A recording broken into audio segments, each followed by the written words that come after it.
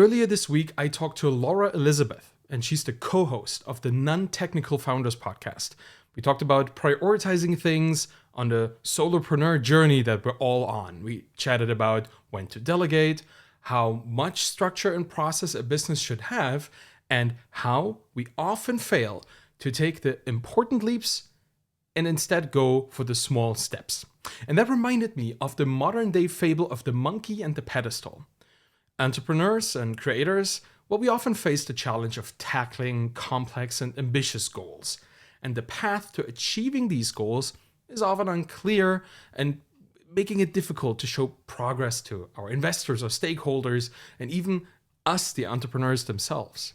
The key to success in these situations is prioritizing and tackling the most difficult and important tasks first, rather than focusing on the easier and more manageable ones. Astro Teller, he is the head of X, that's Google's Moonshot division. He offers a valuable heuristic for entrepreneurs and creators called the monkey and the pedestal. The parable of the monkey and the pedestal goes like this. You want to get a monkey to recite Shakespeare while sitting on a pedestal. What do you do first? Do you train the monkey or build the pedestal? It's obvious that training the monkey is a much harder task, and it's quite likely that we are tempted to start with sculpting a beautiful pedestal instead. But if we can't get the monkey to recite the monologues of Shakespeare on the ground, then all the time and energy put into crafting the pedestal is totally wasted. We gravitate to show progress by working on the low-hanging fruit first. After all, getting things done is often rewarded, while the hard work of training the monkey, that's maybe impossible, or at least a long-term project with very slow progress, that doesn't give us much to show for. Our bosses or our customers start to wonder if we're even working on anything at all. But once that monkey is trained, adding the pedestal is a non-issue. So why would we even start with the pedestal? Well, the world is full of pedestals and relatively few monkeys. The monkey represents the most difficult and important task, while the pedestal represents the easier and less critical ones, and there are usually more of them. The software engineering culture that most solopreneurs come from teaches the work paradigm of small improvements. We are educated to commit even the smallest of code changes to the code base the moment we've written it. Small, tiny improvements. And we dissect projects into the tiniest possible subtasks too. The agile methodology makes us guess the time our work will take us, and if it's unclear or might take too long, we have to break it down even more. This task-subtask approach has been training us to disassemble the monkey into a Russian nesting doll of miniature pedestals. And for software projects, that is often the right approach. Yet for entrepreneurs, it's quite dangerous because we often deal with problems that we can't just estimate down into these conveniently uncomplicated subtasks. Sometimes the monkey looms over the sea of small pedestals, and that frightens us. It certainly frightens me. I have been pushing my own projects, my next book project, from month to month for quite a while, releasing weekly articles and podcast episodes instead, in between. There's nothing wrong with that, of course, but it has kept me from facing training the monkey, the big project. But reflecting on this parable has really helped me redirect my focus here.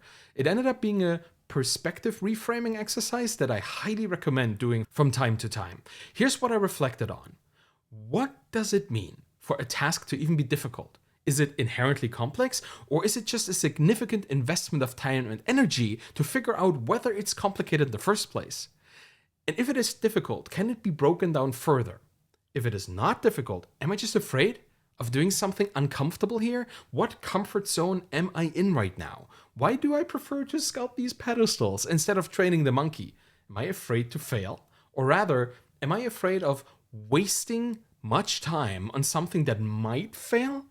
Pedestals are easy to build, and it works every time, but training the monkey? Not so much. There's risk. And am I using up all my resources on the easy stuff? Is there a way that I can devote at least 20% of my time to the monkey? That way, I could feel the progress from my pedestal work, but I could still get the work on important stuff done. And for me, these questions resulted in blocking off half a day a week to work exclusively on monkey stuff. No Twitter, no casual writing, just inching closer to training the monkey. Of course, the monkey and pedestal heuristic is not specific and not even predictive of the problems it approaches. It relies heavily on subjective judgment for you as a founder. Only you know what your monkey is. And in addition, failure must be a well-tolerated and often anticipated result. This cultural switch is often much harder than just applying the heuristic. And you'll have to be ready to pivot on your monkey training journey without falling back into building pedestals. And this might be the hardest thing to understand realistically. Just because you might run into a wall with your most challenging problem, the monkey, that doesn't mean you should pick a low-hanging fruit instead from your pedestal selection. It costs a lot of discipline to stick with the monkey when it's unwilling to be trained, but it's worth it. The capacity to keep training the monkey when pedestals are an option all over the place, that might be one of the most defining features of successful entrepreneurs. Because when you struggle with priorities, ask yourself if you're training the monkey or working on a pedestal while the monkey is just sitting there, not learning how to recite Shakespeare. And you'll know what to do at that point.